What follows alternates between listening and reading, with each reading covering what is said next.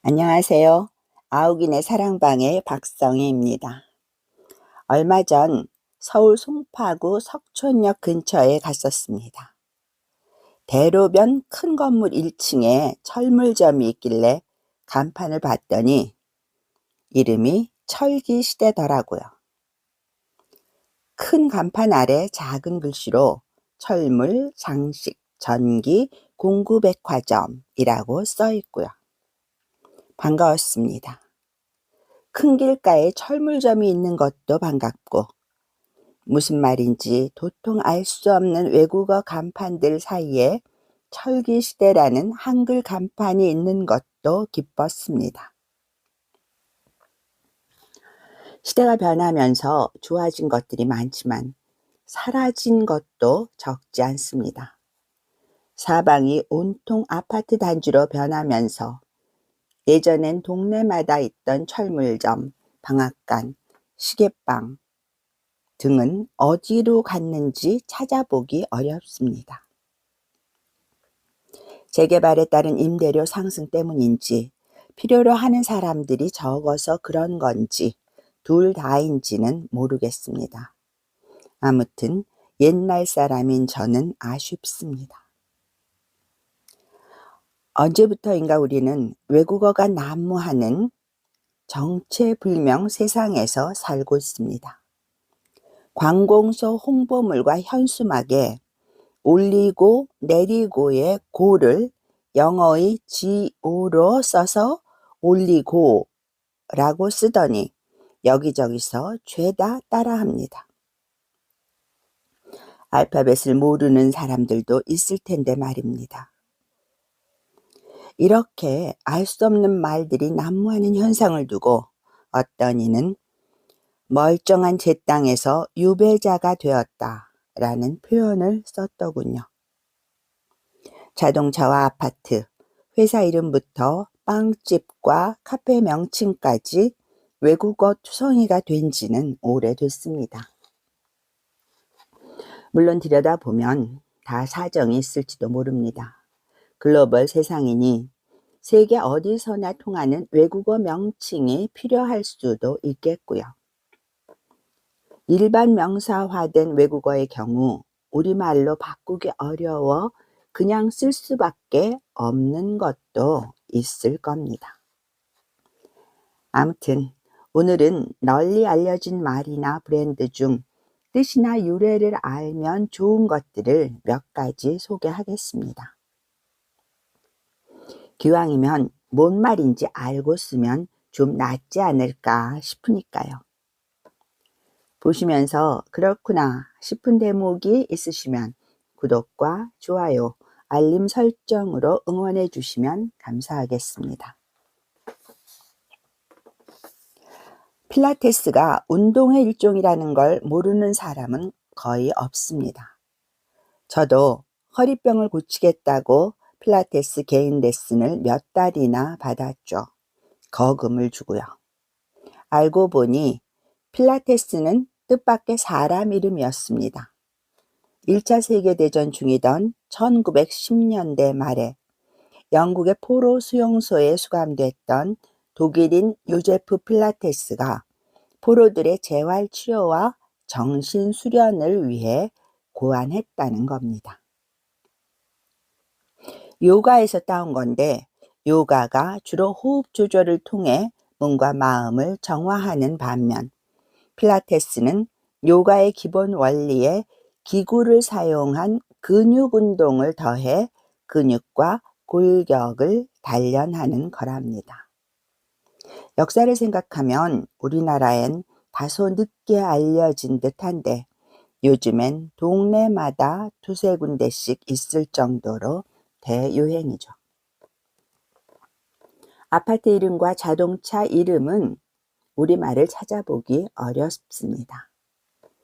저는 자이 아파트에 사는데 제가 알고 있던 자이는 extra intelligent, 그러니까 특별한 지성의 약자였는데 얼마 전 로고의 모양을 X와 I 모두 대문자로 바꾸면서 뜻도 변경했더라고요.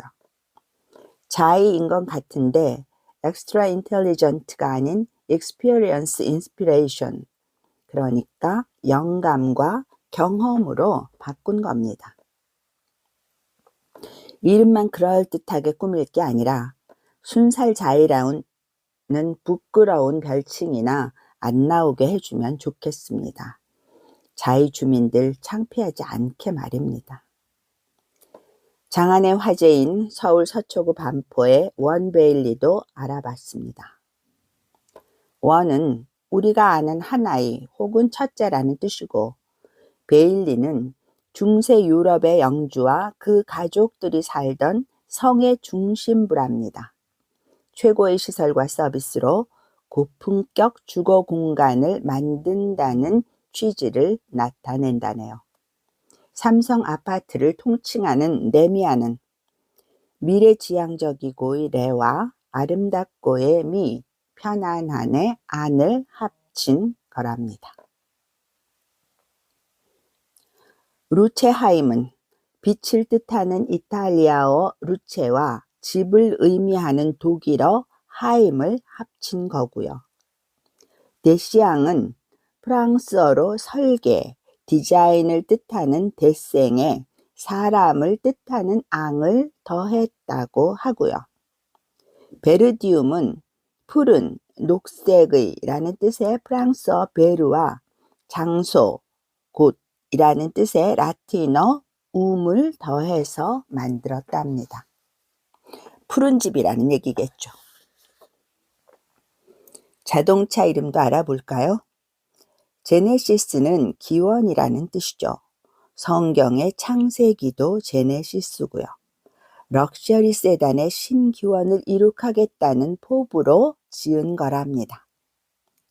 아반떼는 스페인어로 앞으로 내지 전진이고, 전기차 아이오닉은 새로운 에너지를 만들어낸 이온과 독창성을 뜻하는 유니크를 합쳤답니다. 외국 차 중 메르세데스 벤츠는 자동차 딜러이자 레이서이면서 자산가였던 에밀 옐리네크의 딸 이름인 메르세데스와 벤츠의 설립자인 카를 벤츠의 성을 더한 것이고, BMW는 바이에른 자동차 회사의 약자라네요. 아우디는 창업자 아우구스트 호리히의 이름에서 따왔답니다. 아우디는 라틴어로 듣다라는 뜻인데 창업자 호르히 역시 같은 뜻이라는군요. 볼보는 라틴어로 나는 구른다 라는 뜻이랍니다. 빵집 뚜레쥬르는 날마다 매일매일이라는 뜻이고요. 매일매일 신선한 빵을 제공한다 라는 얘기겠죠. 아이스크림 가게인 베스킨라빈스는 창업자 버튼 베스킨과 어니 라빈스의 이름을 더한 것이고, 끝에 붙은 31은 한 달 31일 혹은 31가지 맛을 제공한다는 중의적 뜻을 갖는답니다. 곳곳에서 많이 보이는 라오는 즐거운이라는 뜻의 순수한 우리말이라는데 간판은 거의 대부분 영어로 써 있더군요. 삼시세끼에 나오는 식기 브랜드 테누토는 이탈리아어로 음을 제 길이대로 충분히 연주하는 이라는 의미랍니다. 천천히 맛을 제대로 음미하면서 먹으라는 뜻인가 봅니다.